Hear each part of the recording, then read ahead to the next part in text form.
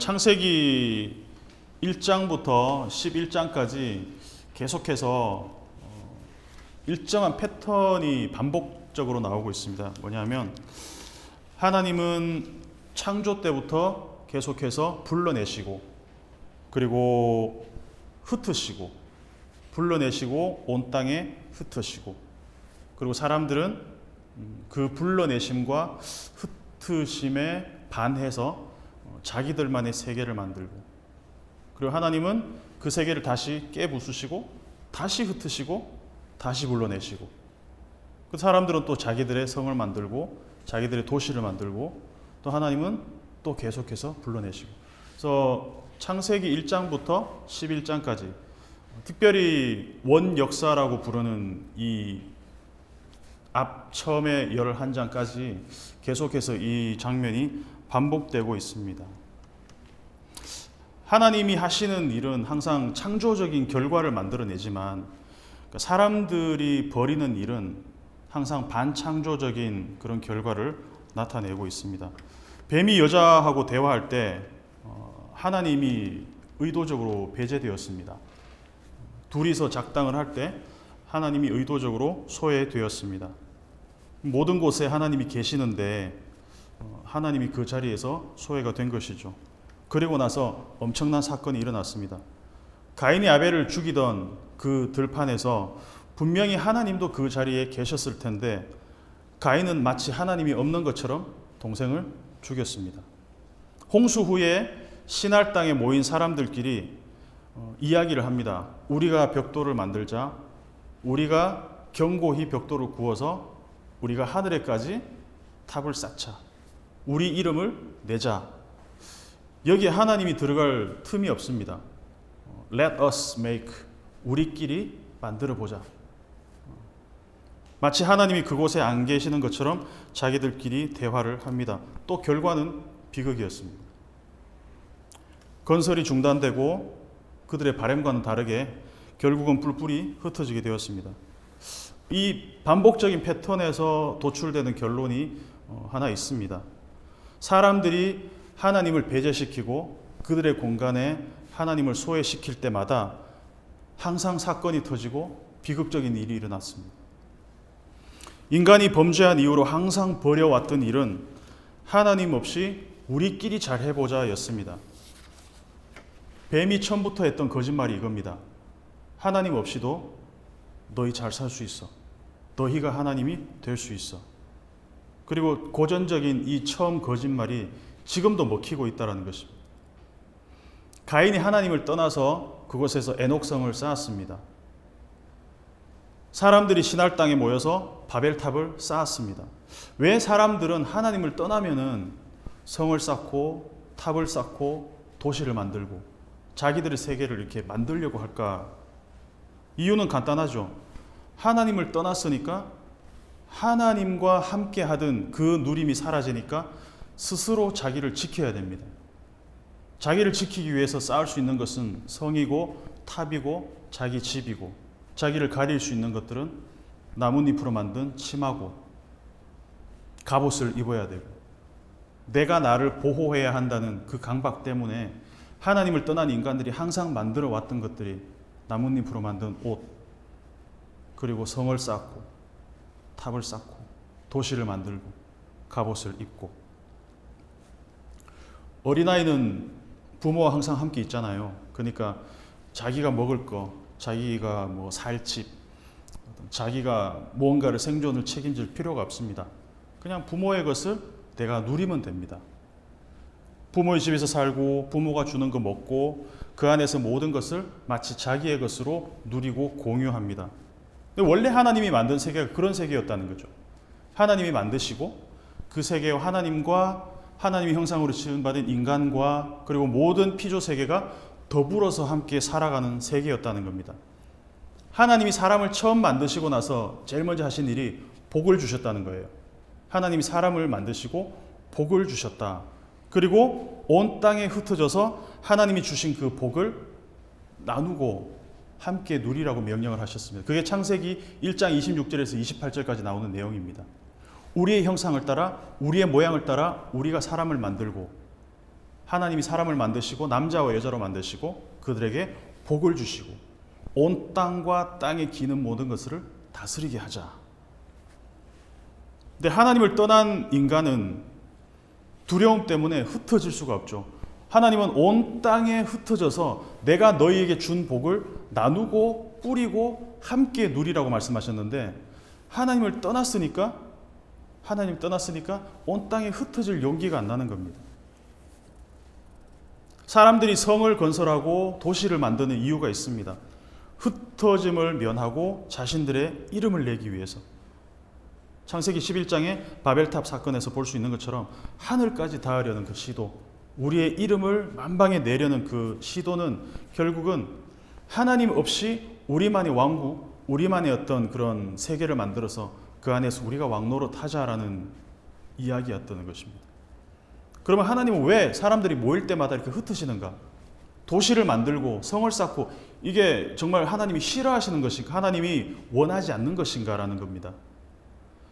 처음부터 하나님은 흩어져서 하나님의 복을 함께 나누고 그리고 그 복을 이 세상 끝까지 하나님이 이렇게 퍼지게 하시기를 원하셨는데 그리고 온 땅에 흩어진 사람들이 생육하고 번성하고 온 땅에 충만하고 정복하고 다스리라고 하셨는데 근데 사람들이 한 것은 그 복을 자기들 안에 가두고 그리고 그 복을 자기의 소유로 만들어 오는 그런 패턴들을 계속 반복해 왔다는 것입니다. 그래서 꾸준하게 나오는 메시지가 이겁니다. 창세기 1장 26절에서 28절까지 온 땅과 땅에 있는 모든 생물을 다스려라. 그리고 마태복음 28장 마지막에 예수님이 제자들에게 하신 말씀도 그거죠. 너희는 땅 끝까지 가서 모든 민족으로 제자를 삼아라. 하나님이 처음에 하셨던 명령이나 예수님이 마지막에 하셨던 명령이나 전부 온 땅 끝까지 흩어져 나가라는 겁니다. 사도행전 1장 8절에도 오직 너희에게 성령이 임하시면 이렇게 시작하면서 땅 끝까지 이르러 내 증인이 되리라. 그러니까 성경은 처음부터 끝까지 동일하게 땅 끝으로 이 하나님의 복이 굴러서 흘러가기를 원하신다는 겁니다. 하나님은 온 땅을 복되게 하시고 사람들은 한 곳에 모여 복을 자기들 안에 가두기 시작합니다. 그래서 하나님이 원하시는 복은 나눔과 공유의 개념입니다. 한 사람에게 복을 주시고 한 공동체에게 복을 주시고 그 사람과 접촉하는 모든 사람들이 그 복을 퍼뜨려 가는 것을 원하시는 것이죠. 코로나19가 전파되는 방식이랑 같습니다. 한 사람이 감염이 되면 그 사람과 접촉하는 모든 사람들이 감염이 되는 겁니다. 확진자가 되는 겁니다. 반대로 사람들이 원하는 복의 개념은 소유하고 독점하는 것입니다. 많은 사람들이 함께 나눌 복을 자신만의 소유로 끌어당기려고 한다는 겁니다. 그래서 하나님이 복을 나누시고 공유하시는 걸 가장 잘 보여주는 게 오병이어죠. 오병이어는 우리가 이 현상에서 물질 세계에서 우리의 계산으로는 우리의 논리로는 설명이 안 되는 이야기입니다. 어떻게 물고기 2마리와 떡 5개가 한 사람의 도시락밖에 안 되는 이렇게 5,000명이 먹을 수 있는가? 상상이 안 되는 거죠. 우리의 상식으로는, 우리의 어떤 수학적인 계산으로는 상상이 안 되는 거죠. 근데 이게 생명 세계에서는 가능하다는 겁니다. 왜냐하면 하나님은 이 모든 것들이 나누어지고 공유될 때 더 풍성하게 만들어졌다는 겁니다. 헌혈을 생각해 보면 알 수 있겠죠. 한 사람의 혈액이 2사람, 3사람에게 나누어지면 그게 나눈 만큼 내 소유가 줄어드는 것이 아니라 나누면 더 풍성하게 이것들이 여러 사람의 생명으로 이렇게 뻗어나간다는 것입니다. 이게 하나님이 원하시는 생명의 이렇게 공유 개념이라는, 이게 복의 개념이라는 것입니다. 아브라함을 불러내시는 장면이 창세기 12장에 나옵니다. 1절을 보면 여호와께서 아브라함에게 이르시되 너는 떠나서 가라. 어디를 떠나서 어디로 가라. 출발점이 있고 목적지가 있습니다. 근데 from은 있는데 into가 어디로 가느냐는 불명확하다는 것이죠. 끄집어내는 장소는 분명합니다. 너의 본토, 친척, 아비집, 너의 땅, 너의 성장기를 보낸 곳, 너의 아버지의 집. from이 3번이 등장합니다. 근데 어디로 가야 될지는 되게 불명확합니다. 내가 너에게 보여줄 땅. 그 친구가 있는데 만약에 직장을 잘 다니고 있는 친구를 이렇게 꼬드기면서 야, 너 거기서 일하는 것보다 내가 소개시켜주는 직장으로 가면 월급도 지금보다 한 2배로 받을 수 있고 근무 시간도 지금보다 몇 시간이 적고 복지도 좋고 그런 곳이 저기 있는데 거기 소개시켜 줄 테니까 거기서 나와 이러면 갈 거예요, 안 갈 거예요? 가지 않겠습니까? 가잖아요. 불러내는데 가야 될 곳이 더 나은 조건이 확실하면 불러내면 가야죠. 근데 하나님은 불러내요. 그런데 가야 될 곳은 정해지지 않았어. 그냥 내가 너에게 보여줄 땅 이렇게만 말합니다. 그러면 여기서는 한 가지가 필요한데 하나님이 나를 불러내셨는데 어디로 갈지 어디로 인도할지는 모른다. 그럼 여기서 한 가지 조건이 생깁니다. 내가 정말 무모하거나 아니면 나를 불러낸 분을 완전히 신뢰하거나 둘 중에 하나겠죠.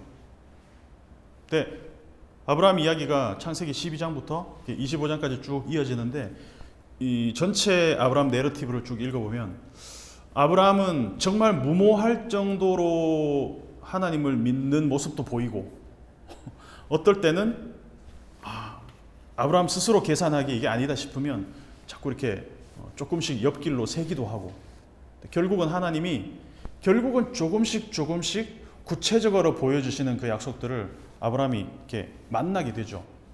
그래서 이 긴 여행을 우리의 여행이라고 생각해 보면 이 여행은 신뢰의 여행이고 믿음의 여행입니다. 분명한 목적지를 따라가는 여행이 아니기 때문에 나를 불러내신 분에 대한 철저한 신뢰가 없다면 이거는 출발부터 삐걱거리는 여행이 될 수밖에 없다라는 것입니다.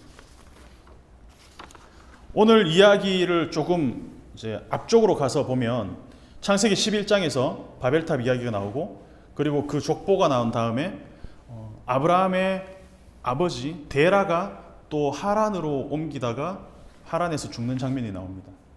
보면 흩어짐의 주제가 이제 등장하는데 창세기 11장 2절을 보면 이에 그들이 동방으로 옮기다가 시날 평지를 만나 거기 거류하며 라는 표현이 나옵니다. 야샵, 샴 거기에 거류했다. 거기에 그냥 이렇게 머물렀다라는 이야기가 나옵니다. 그리고 11장 31절을 보면 데라가 이제 아브라함과 며느리와 그리고 롯을 데리고 이렇게 갈대아 우르를 떠나서 가나안 땅으로 가고자 하더니 하란에 이르러 거기 거류하였으며라는 표현이 나옵니다. 이 두 개의 평행이 앞뒤로 11장을 감싸고 있습니다. 11장 전체를 확대하면 처음과 끝이 거기에서 거류했다. 다시 말해서 11장은 사람들이 정착할 새로운 곳을 찾아서 이주하다가 한 곳에 딱 모이니까 거기에서 정착하는, 거류하는 이야기로 처음과 끝을 맺고 있습니다. 11장 초반에서 시날 평지에 모인 사람들이 거기 거류하면서 자기들의 도시를 건설하였습니다. 그게 바벨탑이죠. 근데 그 바벨 공사가 한창일 때 하나님이 내려오셔서 그 건설을 중단하셨습니다. 그 후에 아브라함의 아버지 데라는 그 지역을 떠나서 또 다른 곳으로 거주지를 옮기던 중에 하란에 정착해서 거기 거류하였습니다. 왜 성경은 11장 앞뒤로 사람들이 거주지를 옮기다가 한 곳에 거류하였다, 한 곳에 정착하였다는 이야기를 반복할까? 어쩌면 이 데라, 아브라함의 아버지인 데라는 자기 가족들을 데리고 다른 곳으로 가는 도중에, 가나안으로 가는 도중에 하란에 거류하면서 어쩌면 또 다른 바벨탑과 같은 바벨론과 같은 그런 도시를 만들려고 했던 것은 아닐까라는 생각을 해보게 됩니다. 그러니까 갈대아 우르를 떠났다는 말은 그곳이 더 이상 살기에 합당하지 않은 장소일 가능성이 높다라는 뜻이죠. 그래서 가족들을 데리고 갔을 가능성이 높습니다. 그들이 가나안으로 가던 길을 멈춰서 거류했던 곳이 하란이라는 곳입니다. 어떤 장소에 사람들이 모여서 정착하기 시작하는 사이클은 대부분 하나님을 떠나서 자기들의 도시를 건설하는 그 이야기라는 공통점이 있다는 것이죠. 창세기 4장 16절에서 가인이 아벨을 죽이고 나서 여호와 앞을 떠나서 에덴 동쪽 놋 땅에 거주하더니, 여기도 야샤브라는 말이 쓰이고 있습니다.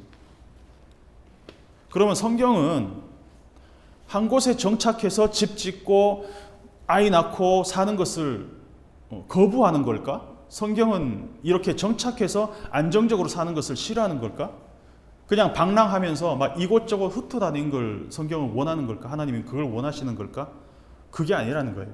왜냐하면 창세기에서 보여주는 한 곳에 모여서 거류하는 사이클에서 공통적으로 나타나는 모습이 하나님을 떠난 인생의 사이클에서 항상 이 사이클이 반복되더라는 것입니다. 정착해서 집 짓고 아이 낳아 기르고 또 그 아이들이 정착해서 집을 짓고 또 아이를 낳고, 그래서 이런 거기 거주했다라는 장면 앞뒤로 항상 족보 이야기가 나와요. 누가 누구를 낳았고 누가 누구를 낳았고 또 그들이 거기 거류했다. 우리가 사는 어떤 삶의 패턴이랑 크게 다르지 않아요. 옮겨 다니다가 살만한 곳을 만나면 집 짓고, 살다가 별로 살만한 곳이 아니다 생각하면 또 옮기고, 거기서 아이 낳고 그들의 세계를 만들고, 여기에 다른 가능성이 별로 없어 보입니다. 설국열차 보셨잖아요. 설국열차를 보면 설국열차에서 유일하게 사람들이 원하는 게 뭐냐 하면 뒷칸, 꼬리칸에서 앞칸으로 옮겨가는 거. 다 보셨죠? 유일한 목표는 그겁니다. 앞칸으로 옮겨가는 거. 한 칸 옮겨가면 거기서 또 이렇게 전쟁을 치르고 또 한 칸 더 점령하고 한 칸 더 점령하고.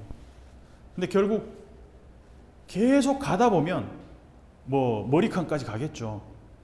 근데 이 열차의 궤도를 보면 계속 같은 곳을 돌고 있어요. 그게 이제 인류라고 우리가 표현을 한다면 결국은 우리가 앞칸으로 가고 그 앞칸에서 밀려난 사람들은 죽고 또 앞칸으로 가고, 우리의 목표가 계속 앞칸을 가는데 거기에는 어떤 가능성도 끼어들 공간이 없이 그냥 앞칸만 전진하다 끝나는 거죠.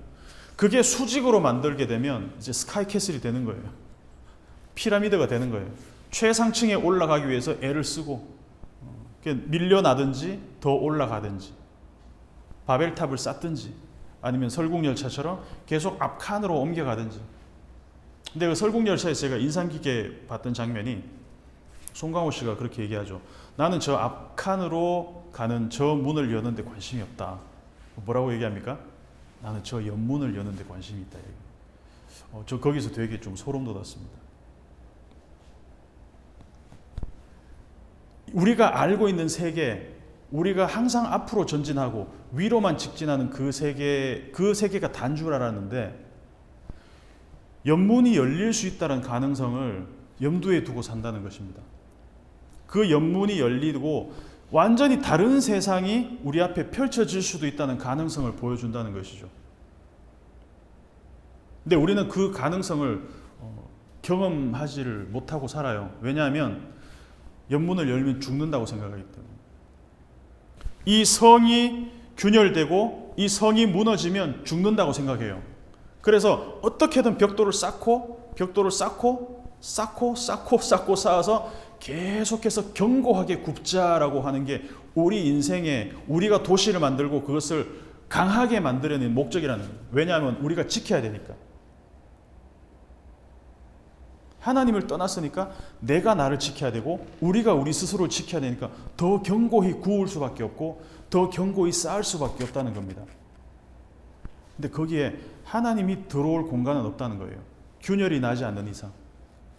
그래서 하나님이 강제로 그 도시 건설을 중단시켜 버리셨다는 겁니다. 그래서 사람들은 모이면 성 쌓고 모이면 탑 쌓고 모이면 도시 만들고, 근데 하나님은 배제하고, 그렇기 때문에 하나님은 모이면 흩으시고 모이고 쌓으면 무너뜨리시고. 야, 좀 이렇게 파워게임 같아요.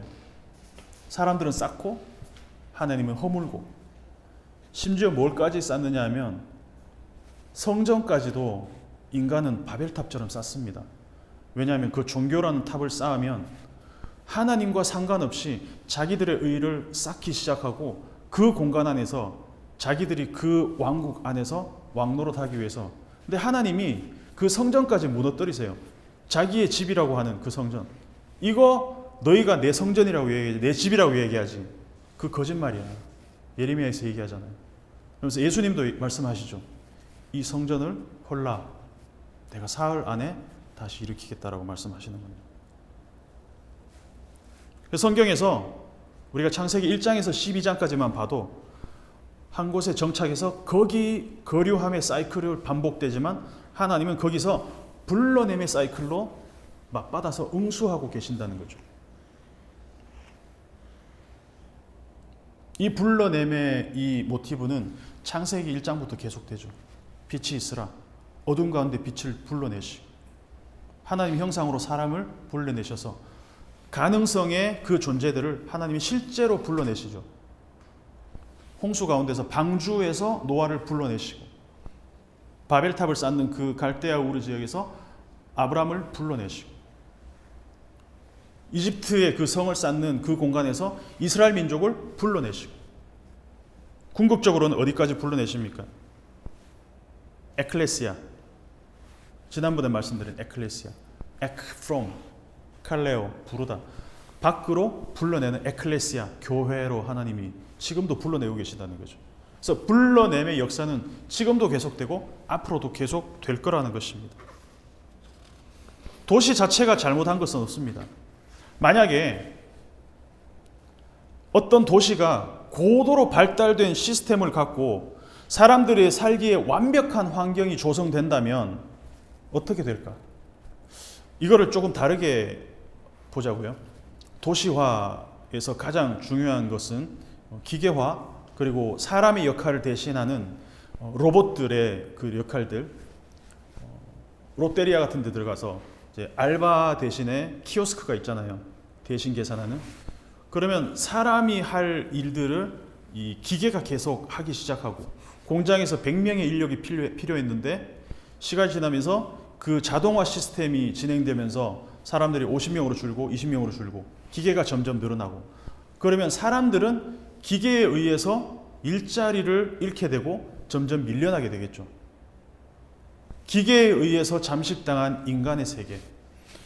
마찬가지로 인간들이 점점 모든 것을 최첨단의 세계로 만들고 어떤 이 지상 낙원의 어떤 그런 공간들을 만들기 시작하면서 하나님이 더 이상 필요 없는 세계가 될 수도 있다는 겁니다. 그리고 항상 인간들은 그 세계를 꿈꿔왔다는 거죠. 하나님이 들어올 수 없는 공간을 만들고 우리의 킹덤을 만들고, 그래서 우리끼리 서로 왕노릇하고 우리끼리 서로 신 같은 존재가 되기 위해서 서로 피 터지게 싸우는 게 인간들의 게임이라는 것입니다. 그래서 누가 더 큰 빌딩 쌓느냐, 누가 더 큰 이 울타리를 만드느냐, 더 크게 울타리 치면 그 울타리 치고 나서 제국이라 그러고, 위로 쌓든지 옆으로 쌓든지. 근데 하나님이 들어올 공간이 없는 제국은 항상 망하더라는 겁니다. 지난번에 말씀드렸지만 크리스텐덤, 기독교도 이 제국을 만들어버렸어요. 하나님이 온 땅에 흩으시고 온 땅에 하나님의 복을 흘려보내야 될 교회가 오히려 이 바벨탑과 같이 거대한 제국이 되어버렸어요. 크리스텐덤이라고 그러죠. 그러니까 하나님이 이 중세 그 시기 동안 하나님의 복이 다 그 안에 갇혀버리고 그 고인물 안에서 썩어가고. 그 성경은 자기 성을 쌓고 우리의 세계를 만드는 그 도시와 대신에 그곳에서 계속해서 하나님이 불러내심의 초대로 이야기로 이렇게 변환되는 그러한 이야기들로 가득 차 있다는 거예요. 하나님이 아브라함 불러내실 때 이 불러내신 장면이 창세기 1장하고 굉장히 겹칩니다.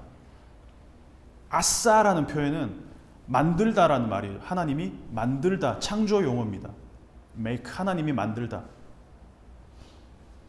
하나님이 인싸가 아니고 아싸였나 봅니다. 죄송한데 2절을 보면, 오늘 말씀 2절을 보면, 내가 너에게 큰 민족을 만들어 줄게. 내가 너의 이름을 크게 만들어 줄게. 크게 만들다라는 표현이 2번씩 반복돼요. 가돌, 크다, 만들다, 아싸. 가돌하게 아싸 해줄게. 큰 민족을 만들어 줄게. 네 이름을 크게 만들어 줄게. 여기서 저는 그냥 이 표현이 갖고 있는 어떤 하나님의 가슴 같은 게 좀 느껴졌어요. 뭐냐면, 야, 거기서 나와. 거기서 나와서 내가 너에게 보여줄 땅으로 가라 라고 했는데, 하나님이 이런 생각을 하시지 않았을까? 그냥 저 혼자 생각이에요. 내가 저 아브라함을 불러내는데 안 나오면 어떡하지? 저 싫은데요. 여기가 좋사오니 저는 아내 사례와 그냥 여기서 하란에서 조촐하게 살겠습니다. 그러면 하나님이 어떻게 할 방법이 없잖아요. 그러니까 하나님이 그냥 큰 비전을 한 번에 그냥 막 보여주시는 거예요. 나와, 내가 큰 민족을 이루어줄게. 내가 네 이름을 크게 할게. 뭔가 이게 다급하면서도 하나님이 꼭 불러내시고 싶은 그 마음이 느껴지지 않으십니까? 하나님이 그 모든 과정들을 다 생략하신 게 아니라, 하나님 아무 계획이 없으신 게 아니라, 하나님은 이 불임이라는, 아내가 불임인데 어떻게 큰 민족을 이루어요? 그러면 아브라함한테 친절하게 설명해 줄 수 있잖아요.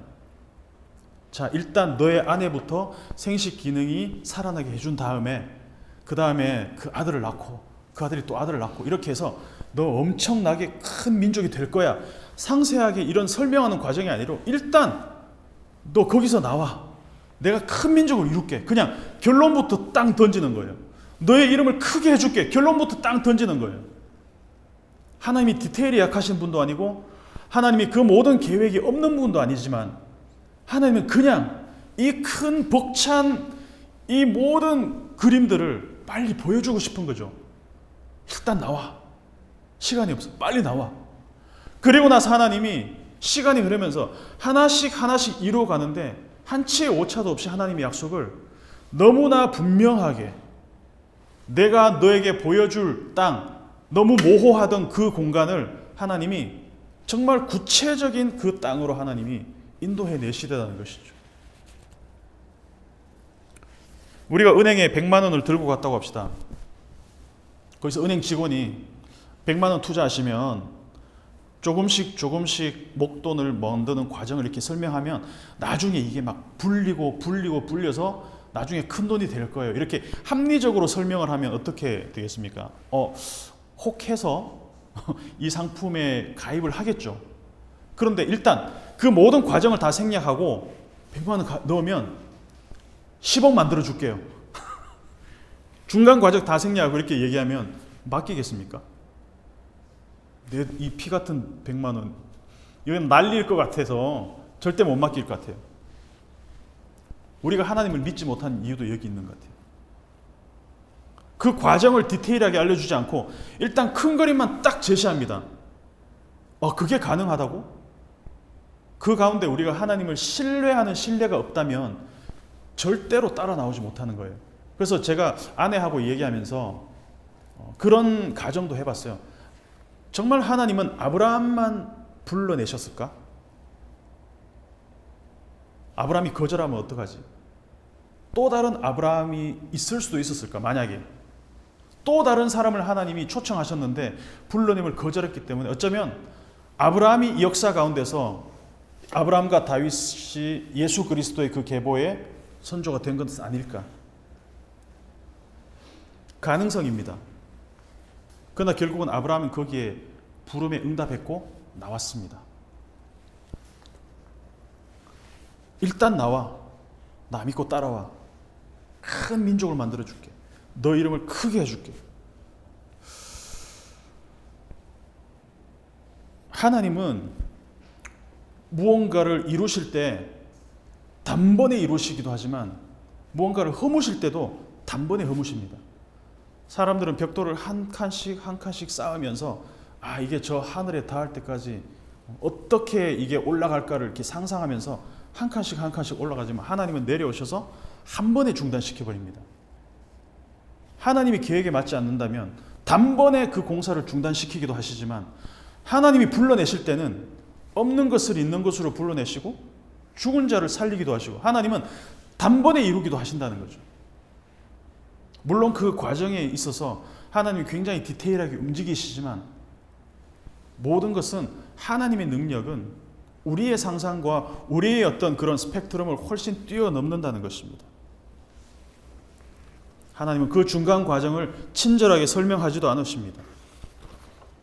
하나님이 누군가를 불러내실 때는 어떤 친절한 과정 설명이 필요한 것이 아니라 하나님 자신이 어떤 분이신지를 아는 것이 중요하다는 것입니다. 내가 이런 과정, 이렇게 약속이 이루어지는 과정을 듣고 합리적으로 이해했으니까 따라가는 것이 아니라 저분이 어떤 분이신지를 내가 알면 나는 믿고 가겠다라는 거죠. 그 과정이 어떤 과정인지 정확히는 몰라도 신뢰할 만한 분이시다. 신실하신 분이시다. 믿을 만한 분이시다. 그러면 가는 겁니다.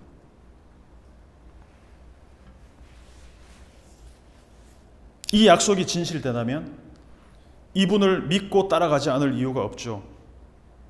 하나님이 아브라함에게 큰 일을 이루어 주십니다.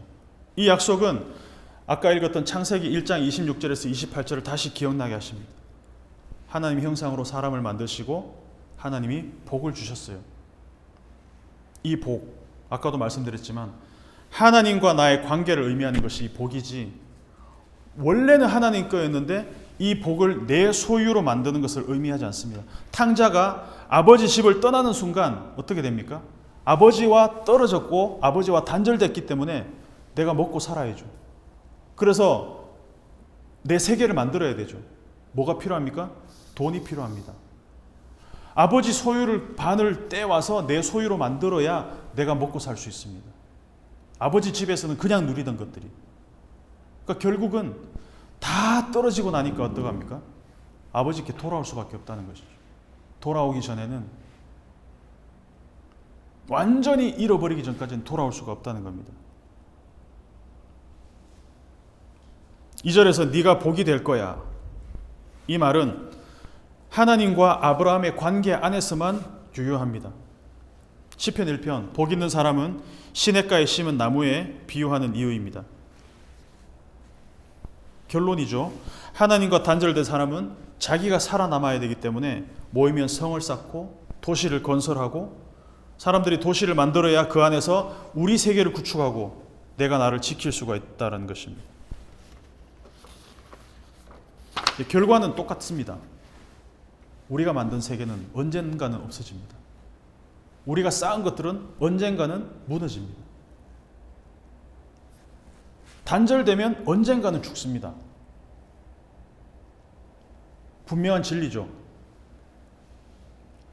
하나님이 여자에게 이 열매를 먹을 때는 반드시 죽으리라. 근데 그 즉시 꼴까닥 죽지 않았잖아요. 그거 안 죽은 게 아니잖아요.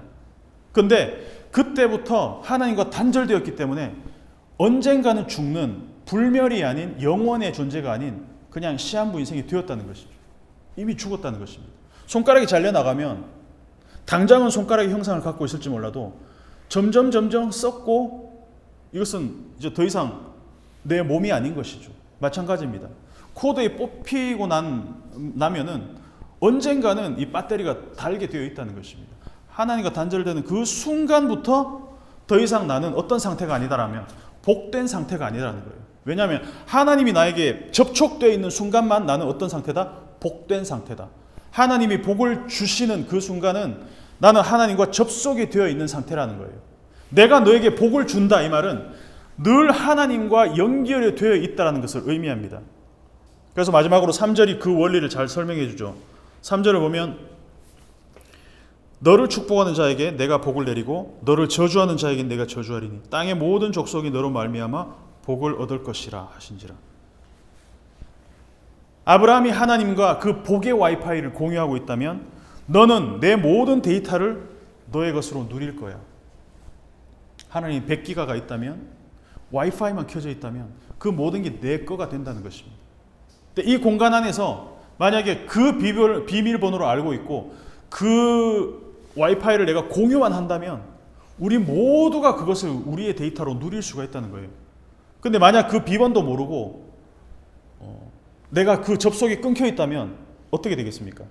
내가 갖고 있는 2기가, 3기가 이거 없어질까봐 없어질까봐 전전긍긍, 노심초사. 마찬가지입니다.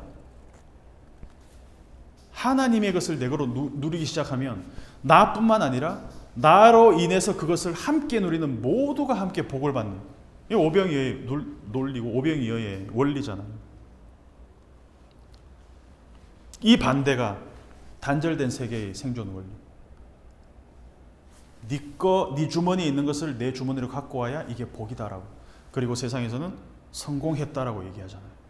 근데 하나님이 만든 그 창조 세계의 복과는 차이가 많이 있습니다. 결론으로 말씀을 드리겠습니다. 결론으로라는 말을 한 3번째 하고 있는 것 같습니다. 결론은 그겁니다. 생명 세계는 품절이 없다라는 것입니다. 품절이 없습니다. 하나님이 우리에게 말씀하시는 것은, 지금도 그렇고 아브라함에도 말씀하시는 것은 너가 복덩이가 되라는 거예요. 복덩이가 되라. 그래서 나와 접속하는 그 하나님의 복을 내가 접속하고 있고 나와 접속하는 모든 사람은 이 복이 전해지고 감염이 되고, 그래서 우리가 복이 되는, 그래서 그 복의 현장으로 하나님이 계속해서 불러내시는, 그 불러내심의 그 초대의 반복이 지금도 우리에게 일어나고 있다는 것을 우리가 좀 알았으면 좋겠습니다. 이것이 우리에게도 적용되는 이야기가 되었으면 좋겠습니다. 한 곳에 거류하고 그리고 거기에 모든 것을 터전을 만들고, 그것도 중요하지만 그것보다 하나님이 불러내시는 그 연문을 열고 또 다른 세상이 있다는 것을 알았을 때, 그 균열이 생긴 세상에 하나님이 비로소 들어오셔서 그 공간에 복이 임할 수 있다는 거죠. 여리고성이 어떻게 무너졌습니까? 여리고성 그 견고한 성이 어떻게 무너졌죠? 그냥 7바퀴 이렇게 돌았다고 그냥 무너진 게 아니라 라합이라는 한 여인이 그 성에 균열이 가게 했다는 것이죠. 그 견고한 성에 한 이방 여인이, 우리가 사는 방식과 전혀 다른 방식으로 사는 사람들이 지금 몰려오고 있는데 그 사람들이 이 여리고를 지나려고 한다. 그리고 그 여인으로 인해서 그 성문이 열리고 그 성이 무너졌다는 것입니다. 하나님이 지금도 우리를 불러내시고 복 주시고 그 복을 함께 누리며 살기를 원하십니다. 그래서 우리 스스로 우리의 생존을 염려하며 사는 그 루틴에서 벗어나서 하나님이 이루실 이 창조 세계에 예측 불가능하지만 조금 불안하긴 하지만 그 무한한 가능성의 세상을 우리가 기대하며 살았으면 좋겠습니다. 그 초대에 응하는 우리가 되었으면 좋겠습니다. 같이 좀 기도하는 시간이 되었으면 좋겠습니다. 오늘 말씀을 좀 기억하면서 지금은 하나님이 어떤 식으로 우리를 불러내시고 에클레시아 초대하시고 또 어떤 식으로 우리가 거하고 우리가 속한 그 공간에서 복이 되게 하실지를 우리가 고민했으면 좋겠습니다. 사람들마다 각자 다른 방식들로 하나님이 또 그 창조 세계를 이루어 가시죠. 그래서 여기 모인 분들의 삶 가운데서 그 컨텍스트에서 어떻게 하나님이 이루어 가실지에 대한 그 약속들을 우리가 좀 구하고 찾고 두드릴 수 있는 기도를 좀 같이 했으면 좋겠고, 한 가지는 이 모임이 시작이 되었는데 이상하게 어떤 좀 불안과 두려움과 그런 것들도 있었지만 좀 평안함들이 있어요. 그래서 정말 하나님이 여기 모인 사람들이 함께 듣는 그 말씀을 통해서 하나님이 보여주실 것들을 우리가 공유할 수 있는 그런 모임이 되었으면 좋겠다라는 소망이 있습니다. 우리 같이 한번 기도하고 예배를 마치도록 하겠습니다.